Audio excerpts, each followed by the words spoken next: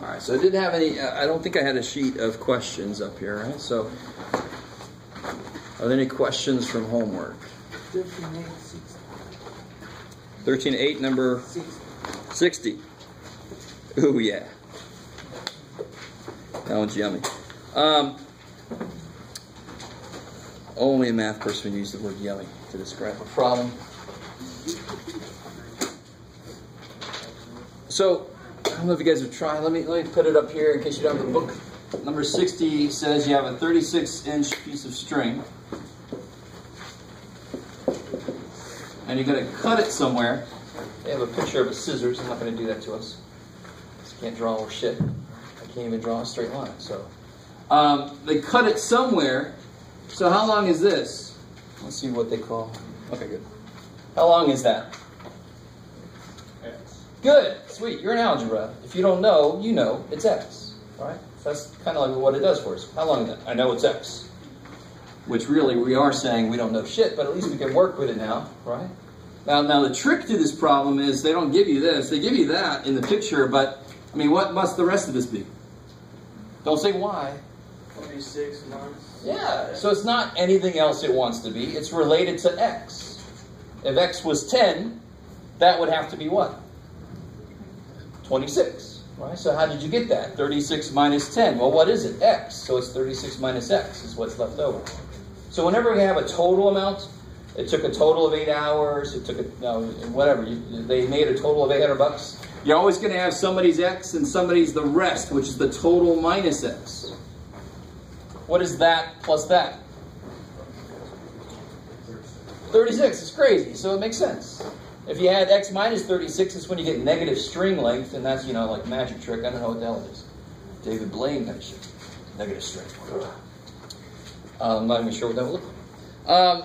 And they ask you, so we cut this thing, and we form a circle with one piece, and we use the other piece to form a square. And I love the way they say it. It takes me back. Form of, pale of wood.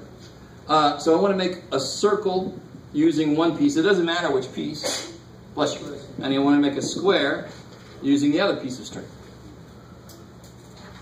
So which piece of string do you want to use to make the circle? The x piece. Sure, why not? Because it's there. I like it. So what does x tell me about the circle?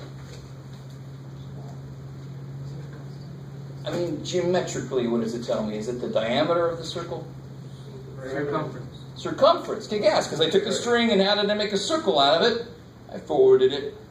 Probably not in the air, because that won't work too well. I'm going to fold it. Oh, hey, there it is. You guys kind of with me? You understand that? That's the connection. You got to figure out what does x actually tell me. So this is neat. We're taking string, but then we're forming it into a shape. What does that here mean about the shape? The circumference is x. And what does 36 minus x tell me about this guy? Perimeter, not the area. Where's the string? Here. So the perimeter of this is 36 minus x. And the question is, how should the string be cut so that the sum of the areas is a minimum? Where do I make this cut so that the sum of the areas is a minimum? And I know there are two levels to math, right? This is a problem that I would agree with you would never run into this exact problem in real life. The funny thing is, you would run into something very similar to this in a lot of places. You don't believe me or agree with me, but you would. And I don't mean the average person. I mean if you want to actually get into something that deals with math. There are a lot of places where this kind of thing happens. You're not cutting string, you're doing something else more interesting, right? But this is just saying, can you use this math you know to work this very contrived problem out? I don't think this is actually happening in many places in the world. So what do I need to get that I don't currently have that will help me? Because I see the relationship. I know where my equation is going to come from, my function. It's going to be some of the areas, and of course I don't have. What do I not have? I don't have the main thing. Okay, sure, I don't have that. But what does this need? What's the main idea in this statement? Areas. Do I have the areas? No. So I know what to do next. I mean, you gotta, I'm trying to every now and again show you what it is about the problem that's leading me in the direction I need to go. So the hardest thing when you're doing a problem is, what do I do next? And you don't even think, why would I do something next? Well, okay, I know what I want. What do I not have to get to where I want to be? I don't have this. If I had this, I could just add them together. All right, so take a minute and try to figure out what the areas of those. Somebody gave you a little hint. Now that you know your focus is the area, I know circumference here, but what's the formula for area for a circle? Pi. Yeah. That's the area of a circle. And of course, to get the area of a circle, you need its radius. Oh shit. What's the formula for circumference? 2 pi r. Kick ass. If you go to calculus, you'll understand why that 2 looks like it just comes down. In calculus, you can actually prove that that's what happens mathematically. But for now, we'll just go, oh yeah, I kind of remember that. Well, no. Take a minute. Come on. Try to figure out. You know this. And that relates to which one of these? First one. So can you figure out what R is, given that you know this? And then once you know R, can you figure out what the area is?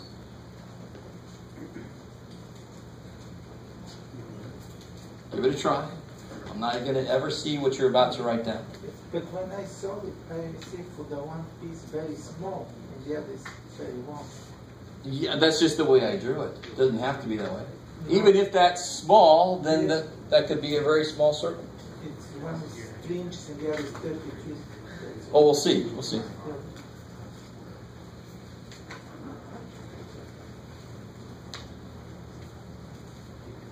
I see people looking at me. I can't work like that. I don't know if you guys, I don't know how you're doing that. Are you thinking about it? I can't hold out all that shit in my head.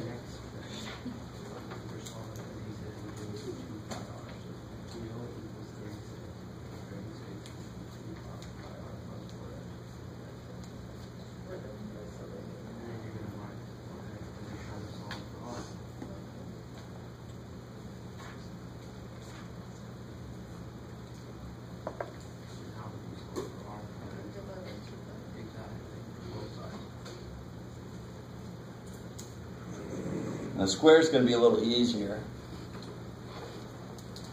I'll come to the circle here in a minute. What do we have to know about this square in order to figure out the area? Yeah, what's the area of any rectangle? What's the area of a rectangle? Length times width. What's true about a square? All the sides are the same. So if I know one side, I square it, multiply by itself, right? Because all the sides are the same. So here the area is a side squared. I know the freaking perimeter, right? What are all the sides here, considering I call this like that? What are all the side lengths? S. So do you know what that is from the picture? Can you solve for S? Do you see? So this told me what I had to try to get. Then I say, where am I currently? Can I get the area from what I know? No, shit. Because I know for the area of a circle I need R. Oh, shit. But do you see, at least you know what to attack, what to try to do next. Instead of just floundering and putting something down and just praying. You know your focus now is, how the hell do I get this? If I can get that, I can do it. Over here, if I knew how long this side was, I could figure out the area. And when I say know how long the side is, it could be 7 minus x. Do you know that? No. But I know it's 7 minus x then, right? So when I say know something, I don't mean a number. I mean an expression. You're not going to get a number out of this yet. Yeah? Just to confirm, so if I didn't want to write the pi, I could write it as 22 over 7, correct? No. Hell no. 22 over 7 does not equal pi. 22 over 7 approximates pi decently well, right? That's like saying 2 approximates 2.07 pretty good, right? But if you got $2 and the thing costs $2.07 and nobody's giving you 7 cents, you can't get the damn thing. So you can't say, well, it's approximately 2. No. See, so the approximation in general is well, not always is good enough, right? So here I got to use pi. And you got a pi button on your calculator, you should. If you got one of those calculators, the 4-function calculator, you know that's the wrong calculator. It knows it shouldn't be here. All right? Little calculator is like, what am I doing here? I don't care how much you love it. Poor little dude. You can still bring it. You can have a field day here. Now look. All right, let me stop here. The picture, they told me this. The other piece I got pretty easily because the whole thing is 36 inches long. Then you pick one of them. It doesn't matter which one you pick to make a circle out of. So you pick to use the X piece, right? And that's the circumference. Now what can I put here? What do I know that is? 2 pi r. And then what can I solve for that I need? I can solve for r. I need r because I need to get the area. Yeah, divide by 2 pi. So r equals x over 2 pi. So what's the area? Oh shit. You can see this is the last problem in this section, right? I love this problem. You would, Jeff. Oh my God. This is a problem that illustrates something good. I like this because I'm trying to teach you what about the problem tells you what to do next. And that's the biggest problem in math, isn't it? When do I do this? And what the hell tells me to do this? Well, I'm trying to show you. What's your motivation? It's like acting class. So the area is what? Pi times x over 2 pi squared. All right, so let me bring this up here. So what do we got? We got area is pi times x over 2 pi squared. How do I start to simplify that? What do we get from there? X squared over 4 pi. Good. That's your area. I hate to say this, but doesn't one of the pi's, what happens? One of the pi's cancels. It's always horrible when you lose a pi, but we lost it too. So x squared over 4 pi. Okay, that's the area of the circle. Let me put a little C for circle. Is that cool? So I got the area of the circle. I'm going to add that to the area of the square. Do I know the area of the square? No. Shit. Do I know anything in this problem? Yes. Not much. But let's see. What did I do here? I knew this is true because I created the circle from the string. I knew this little tiny equation was true. Not very useful, but I know it's true. So what did I do? I replaced C with what the hell it is. And look, that's useful. I can solve for that, and then I can use it in what I need. You always want to say, what is it that I need to answer the question that I don't currently have, and how do I get there? How do I get that? So what over here? How do I get to the area? I need to figure out, how do I get the area? First I need to know what? You just divide by 4. But what do I need to know to get the area? You know what the sides are. No radius for a square, right? I need to know the side length, right? Because the area is the side length squared times itself. What do I know? The perimeter is 30. Well, what is the perimeter from the picture? What is the perimeter? 4s. Can you solve for s? And we need it because the area depends on s. So how do you solve for s? That's crazy. So I get s equals, good, 9 minus, we can, yeah, 1/4 x or x over 4, cool. And you square it. Good, I love it. So then the area, 9 minus x over 4, might be a little bit, well, it doesn't matter, Jeff.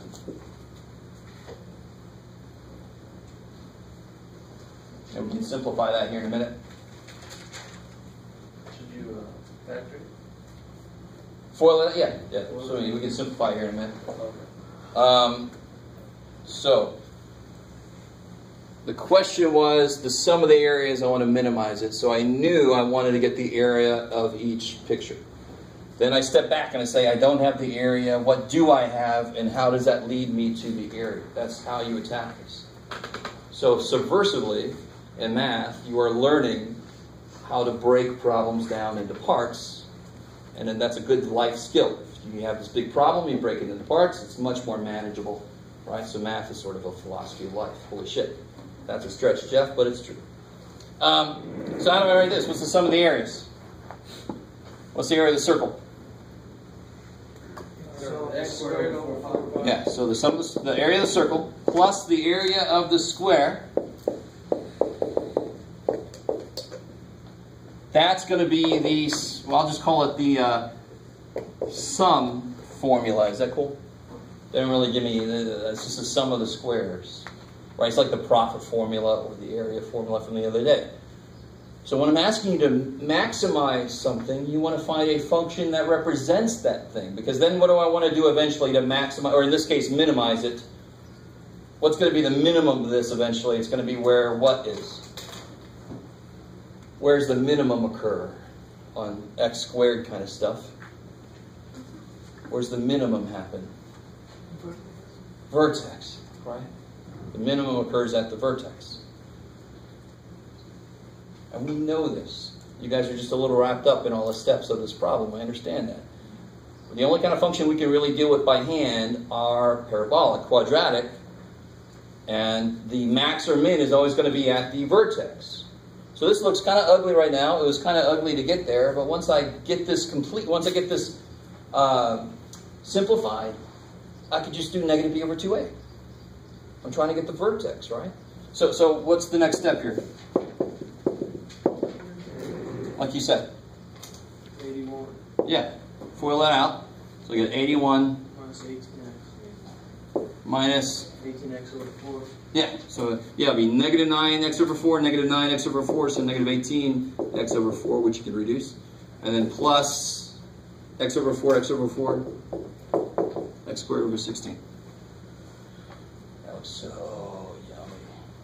That's going to be my sum of squares formula. I'll call it that. You can call it f of x, it's fine.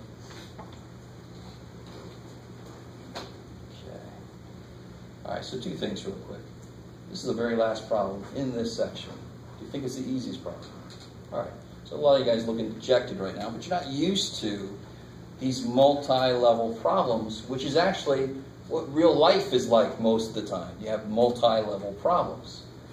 So you have to, some of you guys are too hard on yourself, and believe it or not. You just go, I don't know how to do it after one reading of it, so I'm not even going to try. Well, shit, the whole point is, can you write down anything that you know from what they tell you? Can you write down what it is that they're asking you? And then it's all about connecting the two. Here's what they told me. I figured some of this out. There's what they asked me. Oh, shit, I got to get that. How do I get that from what I know? It's a process that you have to go through. Yes, ma'am? Would you get rid of fractions by multiplying by 4 pi? Do I have two sides? Oh, no. No, so I'm screwed there. You can't. Okay, so the 2x squared over fractions can't be combined. They totally can be, but in a weird way. I can factor an x squared out. So then I'd be left with 1 over 4 pi plus 1/16. So what you're really going to love is the pi kind of messes things up a bit, but you got to be careful. Don't want to approximate. It's going to be easy now, but you got ugly numbers. But the ugly numbers never makes things hard by themselves. They're just ugly numbers. We can deal with that. What's the middle term? Here's my x squared term, right? This is like my coefficient. Is that a number like 5? No, but it's still something x squared, right? So that is what in my shortcut? What? That's a. A x squared, right? That is the constant. Is it a nice constant? No. Is every number we know nice? No. It's too bad for us. What's the middle term? It's going to be something with x. And of course, the only thing with x is... yeah, and you can reduce that to be... and that's, this negative 9/2 is going to be... what letter in my formula for the vertex? B. And the last dude we really don't give a shit about at first is the poor little 81 dude. Right? That's the only constant up there, right? There's no other numbers, just 81. And just to finish the idea, that would be the letter C. All right. So the process of negative b over 2a, in fact, I know I keep saying this, the process of any damn thing we do does not care what's in it. We care about this. We care very much about this. That's gross. Aw, that's too bad. But negative b over 2a doesn't give a shit. It just says, how do you find the vertex? Negative b over 2a. I don't want to harp too much on my poor completing the square guys, but do you understand? Do you want to do hell no? Do you want to do complete a square? Because what would you have to do? You would have to factor this out of the two first terms. I don't want to. If you want to, awesome. I have a bad feeling most of us didn't want to get here. Right? Alright, let's see. Now you guys try to, yes? So for A, it wouldn't be the coefficient of 1 because x squared. No. I just wrote this. I took an x squared out. I could write this as, let me write like this so it's a little easier. Isn't that the same thing? It's times this. So what matters is what's multiplying the x squared. Just because I write it after x squared doesn't mean anything. I just took an x squared out of these two and wrote it like that. Put it out front. Now it looks more like A. Alright. Let me see how many of you guys actually write something. You can just draw a picture. At least you'll be writing. Just to make me feel better. How do I... Now again, so we've created the function that talks about this.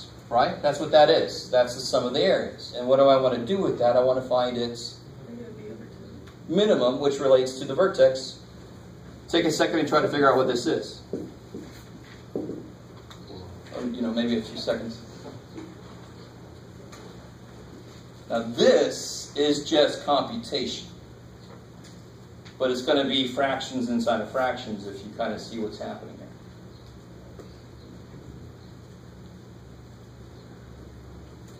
Some of you guys don't even want to humor me, that's all right. So because I'm still lost on the step before that one. So when you took out the x squared, you just moved here? to the, yeah. Yeah, so if somebody wrote x squared times 7 plus 4x, you would tell them, no, dude, how are you supposed to write that? Move to 7. Yeah, move whatever constant number that is out front. So that is a number. I just moved it out front so that people didn't think a was 1. A is not 1, because x squared is multiplied by this mess. And a, no matter if we put it there or if we put it there, whatever's multiplied by x squared is a. Good. Do you want us to actually type like No, I want to find the exact answer. So press pi. Huh? So you want us to press pi in the calculator? No, I don't. Oh. Because then it'll give you a number that's not pi. It'll have a lot of numbers on your screen, but if it stops, it ain't pi, because pi goes forever. So the symbol pi is better than 22 over 7. It's better than 3.141596, blah, blah, blah. It's better, because it has all the freaking decimals in there.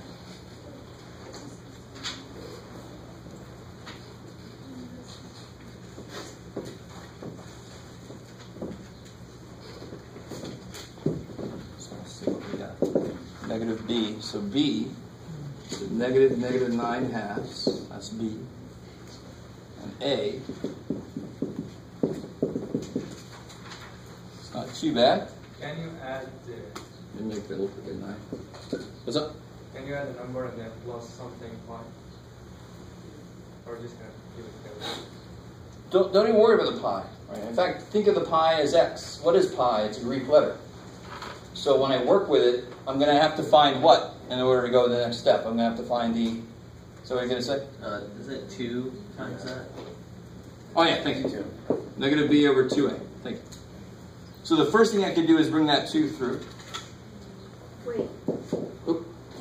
Don't you include the x squared? Of course not. So if I had this, it's just because it looks ugly, but if I had this, how would you do x equals what? Negative, well, how would you do, find this guy's I'm not vertex? sure what you're asking. Oh, How would you find his vertex? negative 11 over 2 times 7. Did you include the x squared? Of course not, because I want a number, right? All right. Negative, negative.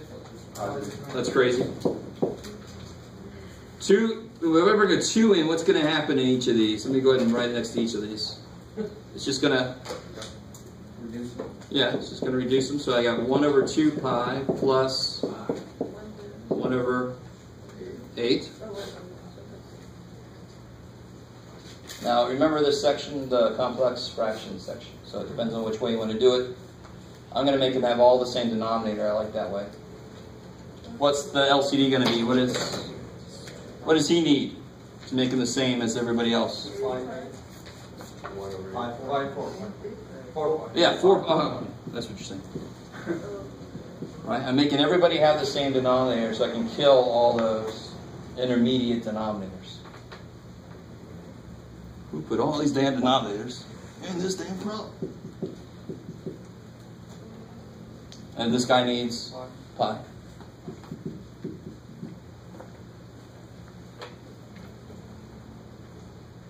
So this is nothing about the problem. This is just how do you deal with a fraction that has fractions in it. Right? That's why we had that section where we learned how to deal with that.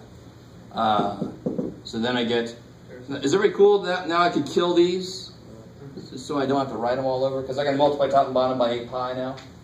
If I do that, 8 pi will cancel, 8 pi will cancel. So what do I get left? I get 36 pi. 4 plus pi. That's yummy. Sorry.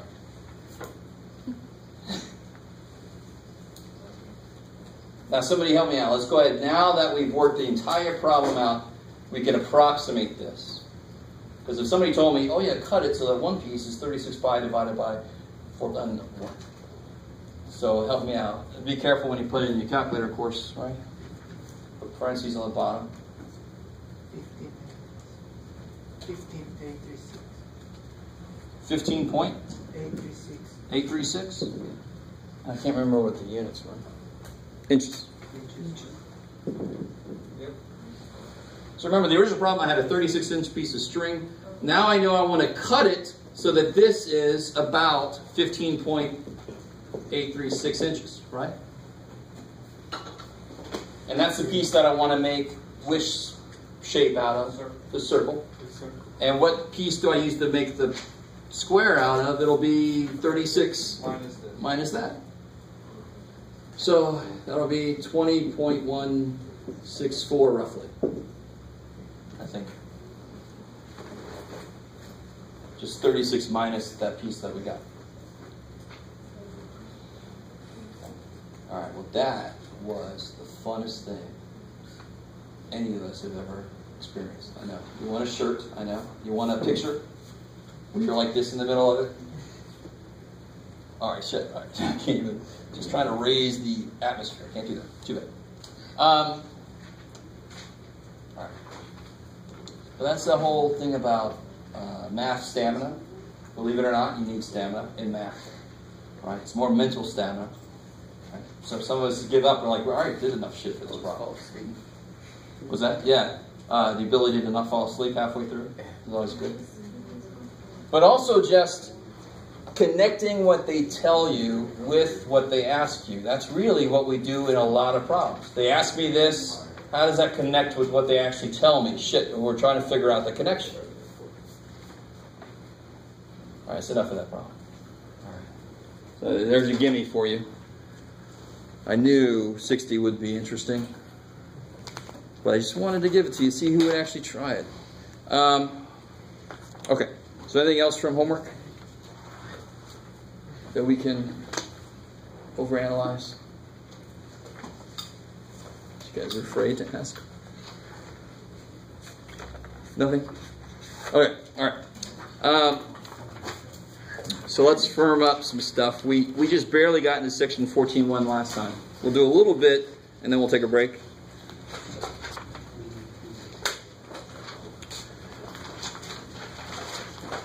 Oh, let's do this. Let's do what I said I was going to do. Anybody not get stuff back? Their quiz and their worksheet from yesterday? Everybody's got that? All right. So let's look at the worksheet from yesterday. I just put it in the computer if you gave it to me or not. I was going to make an answer key for it, and then I didn't have time for that, so that didn't happen. So we'll just do that up here.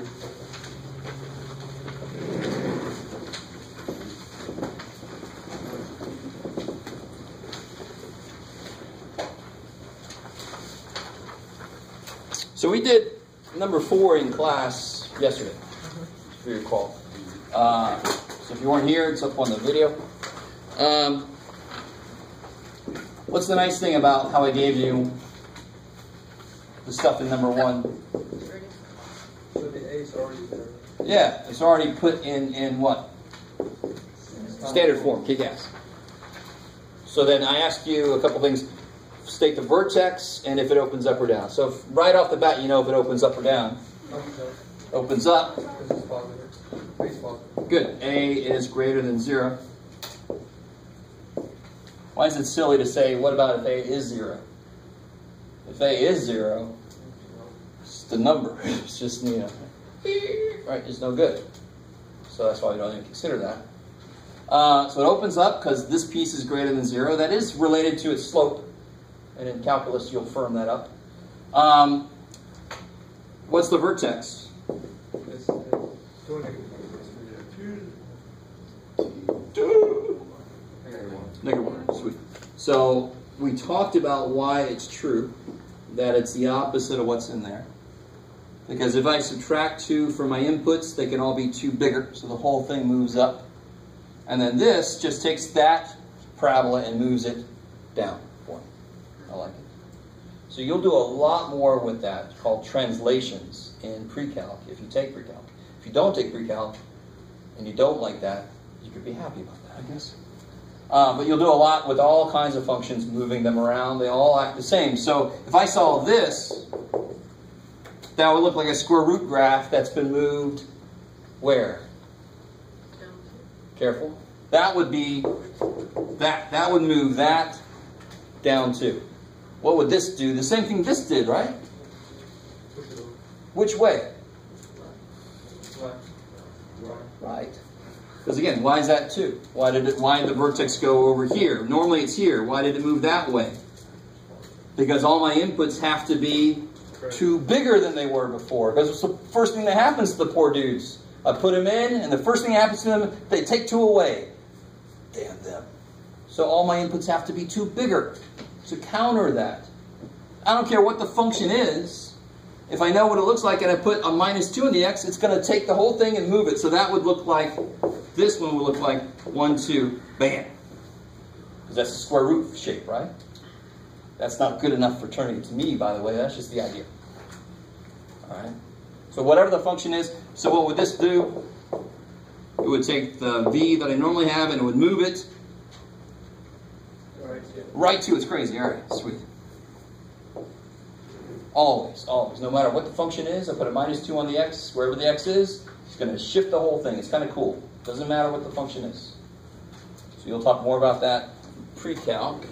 So what about part B?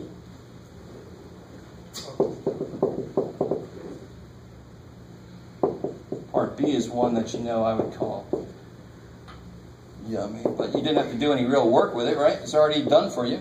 That would have been disgusting getting it here. But it's here, thank God. So does it open up or down? No. Yeah, because A is less than 0. It's going to be a parabola like that. So its vertex would represent a maximum, kick ass. The first one would be, of course, a minimum, kick ass. Opens down, what's the vertex? Good, because it's the opposite of this. 13, kick ass. Become a 13. Cool. Alright, sweet. And that's why we learned a whole method to put it in that form. It's just like learning to put lines in mx plus b, because then I know a lot of shit about them. Same thing here. And we'll do the same thing with circles and ellipses and hyperbolas. Where you know the correct pronunciation of those. Alright, so that's number 1. What about 2? Had the graphing stuff.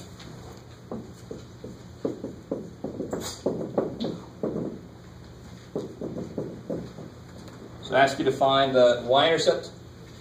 That's kind of nice there. I asked you that first so you wouldn't do any work because it's best to look at the way it is, right? Yeah, 0. Beautiful. If you make x 0, the only thing left is 6. You see how that's very much like the number by itself when it's in the right form is the y-intercept. Doesn't happen for everything, but it's the same reason that would be gone, those would be gone. There you go. Nothing major there. The vertex. Now here I said put into standard form, right? So how do I put this? X squared plus X. Make some room, cool. And of course we've done this enough, we know what has to go there, right? What number has to go there? 9. And even if you haven't seen the damn movie, Indiana Jones, if I add some sand, I better take that golden idol out of the way. He didn't know his math well enough. I can't say shit about it because he's actually doing awesome in fictional world of movies, but that's right. So that piece, the reason that I actually just did nothing is because I reorganized things so that this will do what? Yeah. And that's of course why it's called completing the square. You give it what it needs so that it can be factored like that. And why are we doing all this shit? Because now it looks a lot like those. So what is the vertex? Good, -3, -3. And I can't fault you at all if somewhere you do this work, but just to make sure you're right, if you want to, you can do this, just to make sure you're right. So if you did it this way, what would it tell you? -b over twice 1. So sure enough, x is -3, like we got. And then if you throw a -3 in there, you can see you'll get -3 out. Cool. I like it. So you can check your work that way. If you like the shortcut a lot and you don't like this way, and I ask you to do it, you better freaking do it this way, but you can check yourself that way. Hell, you can check yourself in a freaking calculator too, right? Let's see, y-intercept vertex, axis of symmetry. Yeah, once you get the vertex, this is the x piece of the vertex, and the axis of symmetry will be like that. Now, later we could talk about parabolas that open like this. And then the axis of symmetry would be y equals the y piece for the exact same reason. Right? And real quick aside, if this opens up and down, what function do you think would open left and right? It's not a function, really, but Equals y squared. that would open left to right. Kick ass. Anyways, that's later. We won't do this yet. So the axis of symmetry is x equals -3. Once you know the vertex, you know that. Yeah, so now to graph this bad boy, I've got everything I need, except for one thing that we can pick up on the way. Because how many are the least number of points you need to graph a parabola? 3. And right now I've only got 2. I've got my y-intercept and I've got my vertex.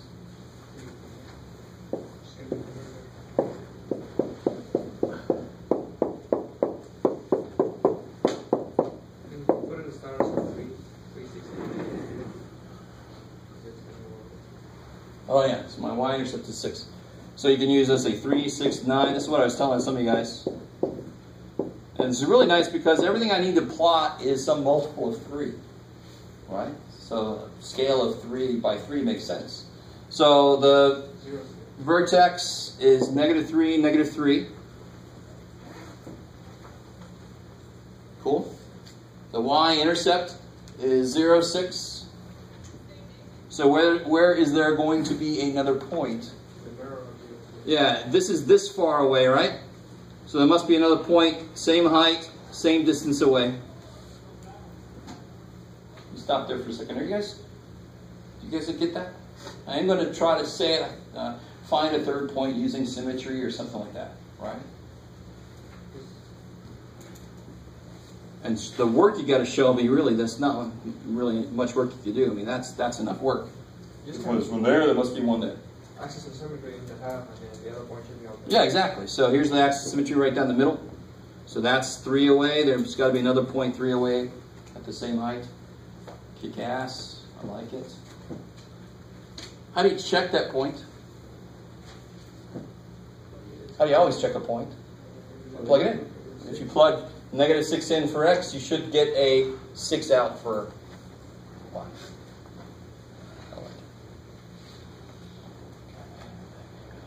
And you'll see it real quick for me. What's -6 squared?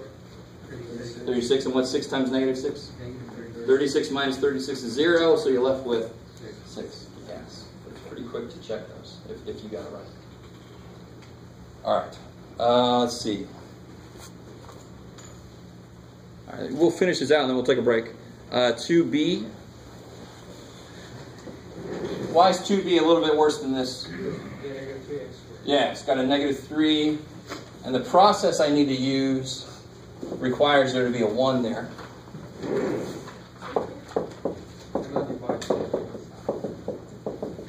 And I'm trying to force you guys. Now listen, if you discover a way around the fact that I'm trying to tell you there's not another side, don't feel overly excited about it. I mean, I can just add 7 to g of x and I have g of x plus 7. Ooh. What I'm trying to get you to do is to not do that, because in later math, and even if you don't have to take later math, I don't care. This is the thing you should get used to, is how do you work with everything on one side? You need to develop that skill. We've got the skill already of 2 sides, so you should have that skill. You need to develop the skill of working on one side. But what is the first thing I got to do? Yeah, what can I get real quick? Y-intercept, right? Normally I just get that before I do anything. Because once I start doing something, actually making it harder to get that. What is the y-intercept? 0, -7. Kick ass. Become a 7. Good job. So to do this, what do I have to do first, like you said? Yeah, I got to take -3 out. How much do I take it out of? How far do I go? Stop! Okay, good. Because the -7, you just get out of the way, right? And you take a -3 out, this becomes positive x squared. This positive 12 becomes minus 4x. Cool? Yes, sir? I noticed like in the homework, say the 12 was like something you could divide 3 by. Okay. What would you do? You do like we've done before. I got you. It gets a little weird when you take it a GCF and it doesn't divide evenly, right? Yeah. But why is there a -4 there? Because really what's there is what was there 12. divided by 3. what I took out. So if it was 11, not 12, you would just have a -11/3 in the middle, right? Because when you take something out, you divide it out. So if it doesn't go in evenly, you write it as a fraction, as a division. It's when it reduces that you get a nice number, because that would mean it comes out evenly.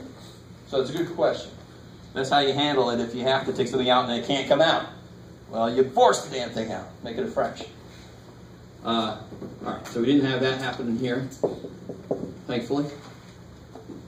So now, this is an easy little number to use the complete square. What do I need to add there? 4, because half of that is -2 squared is 4. If I add 4, I actually subtracted 12, so I better add 12. So that undoes that. So that's what it means to work on one side. So when you work on 2 sides, if you add 7 to that side, you better add 7 to that side. So overall, you didn't do shit. You just don't think about it like that, because you're actually, I added 7. Well, you added 7 to both sides, so you really didn't do a damn thing. So it's even worse on one side. You're like, wait a minute, what the? But now, whatever you do, you have to undo at the same time if I'm all on one side. So does that become this? Is that the same thing as this? Yes, it has to be. That's why I got an equal sign there, right? So these are the exact same function, just that one is written in a really weird way. But we like the weirdness of it, because now I can take this piece and write it how?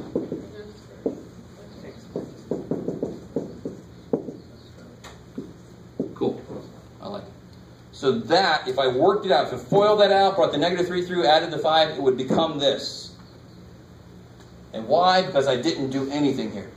I just rearranged it a bit. So what's my vertex?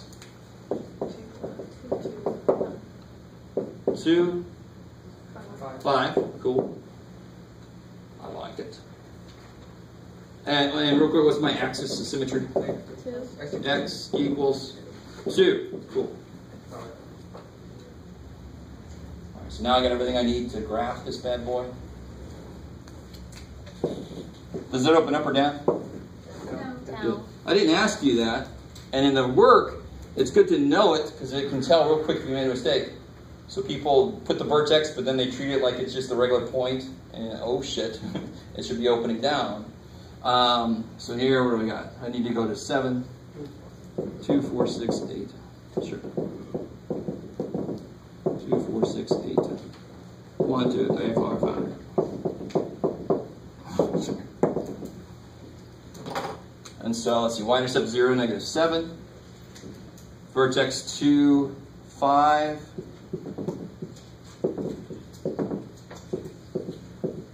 So 2, 5, bam. And what's another point going to be? There's my axis. So this is 2 away, so there's got to be another point at the same height. 4, -7. Beautiful. 4, -7. And then you just put your parabola in. Bam. Now, I didn't ask for it here, but I will tell you on the test I will. I can see the 2 x-intercepts, right? I can pretty much tell they're not going to be pretty. Right? And pretty we normally consider to be something like 4 is pretty. But 4 plus 3 rad 7 is not pretty. Right? Poor little dude. So how do I find these? I know I didn't ask you that on this. You know, I love it. You could have done all this thing on the calculator. How do you find it by hand?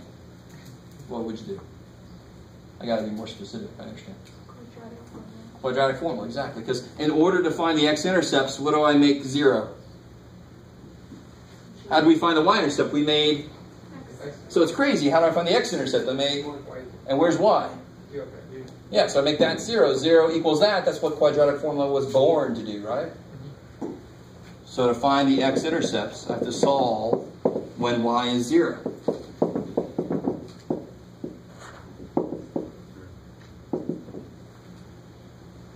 We won't do it now, but that's just in case, right? That's how you would do it if I ask you to find all the... If I just say find the intercepts, you better find 3 intercepts. 2 of them might be complex, but you better find 3. 2 x-intercepts and a y-intercept, yeah. Why can there be only 1 y-intercept? So it only crosses the y-intercept. I love it, because then it won't be a function otherwise, right? Every vertical line can only go through once. 2 y-intercepts? Shit. That would be one of these guys. And we're not there yet. All right. And so the last problem, and then we'll finally take a break. Number 3. Hopefully, I know some of you guys didn't really like that shortcut too much, but I'm hoping you've kind of changed your mind a little bit. So how do I use the shortcut here? We used it earlier. We should know this bad boy pretty well. Good. Negative b over twice a. So that is 2. All right, 8 over 4. Yeah, good. And to find the y piece, so the vertex is got 2 pieces to it. Plug a 2 in. I get negative 2 times 4 is negative 8. Plus 16 is 8. Minus 7 is 1. Sweet. That's a nice vertex. So my vertex is 2, 1. And what else are they asking us? Oh, is it a max or a min? Well, this opens how? Down. So it's going to have to be a... Yeah, it's going to be a max, right? If it opens down, it's a max. Might be max. I don't know. Depends on what's happened to it. No? What? Sorry. Or it opens up, it would be a min. Sweet. You haven't seen that movie yet. It's awesome. It's good, right? Popcorn. Okay, so let's take a break. I think you guys desperately need a break.